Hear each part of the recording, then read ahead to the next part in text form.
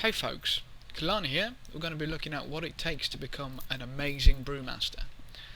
So for the basics, we'll be looking through essentially how we use the chi and what kind of things we want to be gearing towards, or at least how we want to be playing so we take the least damage possible while also throwing out as much damage as possible. The crazy thing about Brewmaster at the moment is that their damage is insane, especially if you take the talent Zen Sphere.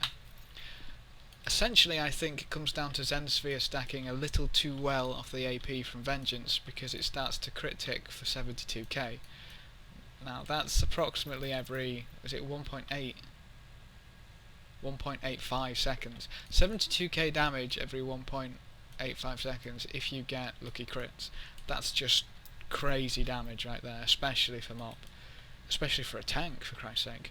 So anyway, it's generally the same in that you generate energy to use chi to use your special abilities. So while haste may not be the most ideal stat for us right now, it actually could potentially be quite useful later on depending on where our damage reduction gets to. So same as with Windwalker, we can use jab to generate chi. The other one we can use, just get rid of that quickly, is Keg Smash. Now this one's specific to Brewmaster, and it's actually frontal cone AoE. It's also non-range, which means that even if the target that you currently have selected is not in range and you use the ability, you will still use the ability regardless if it hits anything. This will generate the chi, but obviously won't apply Dizzying Haze. Okay, so Dizzying Haze is one of our debuffs that we can put onto mobs. Now, it's a curious one in that it gives 3% chance for them to have their melee attacks misfire and they deal damage to themselves. While that might not be the main component, it also uses a interesting collaboration, I guess, with Breath of Fire, in that if you use Breath of Fire with anybody with Dizzying Haze on them, it also gives them a dot, which is it's quite hefty really, especially when you can get your Vengeance up. The most real, or rather the most useful thing I found about this, especially for trash packs, is that this dot also disorientates them. So you can have 2 to 3 seconds of disorientation constantly on mobs which are affected by Dizzying Haze. This has been so useful for soloing rare elites themselves, or just keeping trash packs under control. I mean, it gets to the point where I don't actually take hits on a trash pack due to them being constantly disorientated, which is sort of stupid if you think about it. I mean, they can't hit me, they're not hitting me, they're not hitting anybody, they're just constantly wandering around doing nothing. And especially when your chi generator applies Dizzying Haze, you know, there's no if, but, or when about that. They're getting Dizzying Haze and they're going to be disorientated if you're generating two chi every 3 seconds, which is perfectly doable. It's kind of silly. Anyway, one thing I want to point out is that Tiger Palm costs no chi. So where a couple people are complaining that with the energy corrections, inverted commas, with the energy correction when essentially our energy regen was reduced to what it was supposed to be, I think it was 10.8 for a Brewmaster, we were having gaps in our rotation, but you can happily just fill them with Tiger Palm because it doesn't cost anything. Also keeps the armor penetration debuff up, and you're guaranteed a 15% increase on your guard. So while you use Tiger Palm, it can give you a stack of Power Guard and a stack of Tiger Power, so it's quite powerful really. 15% on your next guard is quite strong. Okay, so the other ability is Blackout Kick. Now this is firstly going through the damage, and then we'll go through some of the utility and defense mechanisms a bit later on. So Blackout Kick costs you 2 chi. It does a hefty amount of damage and increases your parry chance by 20% and your stagger amount by additional 20%. So from baseline your stagger would then go to 50% of upfront damage. That's kind of strong. Essentially this is just giving you 20% mastery and 20% parry. So if you can keep that up, you want to kind of swap things for depending on what you're doing. If you're on trash packs, which can be kept disorientated, just go for that. You won't need the stagger percent or whatever. But most bosses can actually be affected by dizzying haze, never mind the disorientate or the dot. I mean, if they don't have dizzying haze, they're not getting the damage over time component of Breath of Fire, so that kind of becomes pointless to use. So you can actually keep Blackout Kick up near constantly. This does have an increased, I can just get it there, it does go up to 12 seconds in duration, so sadly at the moment if you try and refresh it above 6 seconds you won't get any additional duration added onto that, but that is one thing they're looking at improving or adding in, should I say, in the future patches. So that should you should be able to keep that up on boss fights quite a lot, and that is going to really help your damage reduction. The next thing to look at would be guard. This is basically a bubble, just straight up damage absorption bubble. What's curious about it is that any heals you apply to yourself while guarding are increased by 30%. Now this would be Expel Harm, Zen Sphere. Yeah. This would probably also include things like the healing from healing elixirs. Potentially from Chi Torpedo as well, though I don't take those because I dislike those. Okay, so if you don't know what stagger is, that's probably something that should be covered. Stagger comes from Stance of the Sturdy Ox. Essentially when you take a hit you'll take 70% of it up front, and then the remaining damage will be split and divided over 10 seconds in a dot. Be helpful if I could get some damage dealt to me, but we'll have a look at that later when I take to an instance. Take you to an instance, going on a date. Forgive me, please. Yeah, so essentially it's flat damage reduction, but you take the rest in a damage over time component. I imagine this being ridiculously overpowered, especially when we get to raid bosses where they're hitting like a truck, and healers are getting that extra time in the damage over time phase where they can just keep you healed up. That's mind-bogglingly crazy. That really is insane. An interesting note now is that mastery increases the amount that's staggered. So theoretically we could get to the point of only taking a roughly 20% damage up front because we get an additional 20% from shuffling. Yeah. Imagine only taking 20% of a hit off things like Ultraction. Crazy, crazy stuff.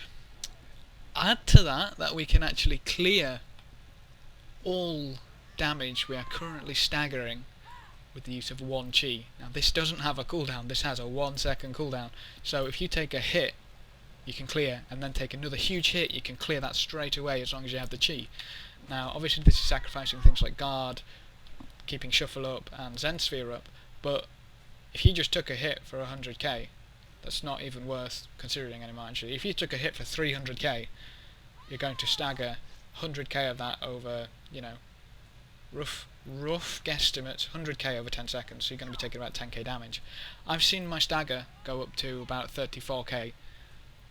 Now that's hurting, but you can just completely clear it off with just one use of Purifying Brew. That's sick. That really is quite crazy. Okay, so we got a baseline taunt, even though it increases the movement speed of 50%, which is a bit strange. But we can also use this on our summon Black Ox statue. If we pop that down into an AoE taunt, and that just taunts everything around it. The statue itself has a passive effect. Now this is curious, and I also think this is going to be slightly overpowered because that damage is nothing. That is 4 ticks of Zen Sphere if you get lucky with Full Vengeance. 4 ticks, so roughly every 7 seconds, give or take, you're going to be shielding essentially putting guard on someone random in a raid within 40 yards. I'm not sure if that's 40 yards of you or the statue, so you may have to think about placement of the statue but putting it central in a raid zone isn't really difficult at all. 3-minute cooldown, should be able to afford to put that down for each boss. Right, now the guard itself doesn't actually go onto the monk, as you can read in the description, so putting things down for like soloing or whatever is kind of pointless. But I think that's going to be very important in some raids. I think that will, if nothing else, this will make a Brewmaster very, very ideal to be taken to raids, especially 25 man. So going a bit further, we have a semi-charge. This is Clash, and it's sort of a charge death grip, I guess, because you go halfway. Now the curious thing about this is that if you are rooted, you can still use it, just you won't go to them. They'll come the halfway and get stunned, but you just won't move, so, you know, whatever. I suppose the last thing to touch on would be your brew. Now, Elusive Brew is a strange one in that it procs off of your melee critical hit. Now, this is very, very strange to be giving a tank, essentially, because with energy regen, haste is a maybe. We've got mastery, which is going to be fairly useful, parry and dodge, which are going to be baseline useful, and now we're interested in crit, somewhat, maybe-ish, because the Elusive Brew increases your chance to dodge by 30%. And then the duration is increased by the amount of stacks that you consume. You can have up to 20 stacks, I believe. So, I mean, if we take crit, and we get these stacks fast enough, we could have 30% dodge for 20 seconds, or 30% dodge for heavy attacks. Now, couple that with the parry we gain from shuffle, that's 50% avoidance from abilities alone, if we can keep that up. So the Blackout Kick, you know, it's not difficult to use at all, especially on a one-target fight with no ads where things can't be hit by Dizzying Brew or the Disorientate. So Blackout Kick is going to be your go-to to dump. So you're going to be keeping Shuffle up quite a lot. That's sort of insane. That's 20% free avoidance with the 20% stagger. If you then take crit over, say, right, if we go for crit as our third stat, and we end up getting quite a lot of Elusive Brew. Right, let's just say that we can keep this up approximately a third of the time. That's 30% free dodge for half the time for dropping however many however many value of whatever many stat. It's kind of silly. If we just go through to the no, I want the actual brewing. Yeah, brewing, Elusive Brew. So it can grant up to 2 charges based on your weapon speed. Now I believe that the slower your weapon, the more charges you get, but the way they explained the math was like using a slow weapon you could you could get between 1 and 2 charges. So you could get 1 charge still with a slow weapon, and you can get 2 charges on, like, you know, the off chance where you get a bit lucky with the roll. Oh, 15 times, my bad. So you can get 15 stacks of this. So it's a curious one, because due to how it generates, you're essentially going to be wanting to look at it, and if it's about to fall off without a crit incoming, you know, if it gets to 1 or 0 seconds, if you're good enough, and if you're quick enough to consume it in that time, then you're going to have to get rid of it, because you're just going to be wasting it. So you want to be keeping your eye on Elusive Brew to see if it's going to fall off, you may as well use it. If not, just try and keep going until 15 stacks, or use it on a heavy damage phase where you can predict very heavy swings, or in a fast, I guess, where if something gets a haste buff for X amount of seconds, you use it then to try and mitigate. That's a new word for you guys. I'm rhyming all over the place. To mitigate that damage as best you can. But I don't know. It's crazy. It really is. The damage is, I would almost say, horrific. It is literally that high. I mean, half the time in a dungeon you usually have the warlock or ret top, depending on what you're rolling with. You can have a frost mage up there sometimes if they know what they're doing.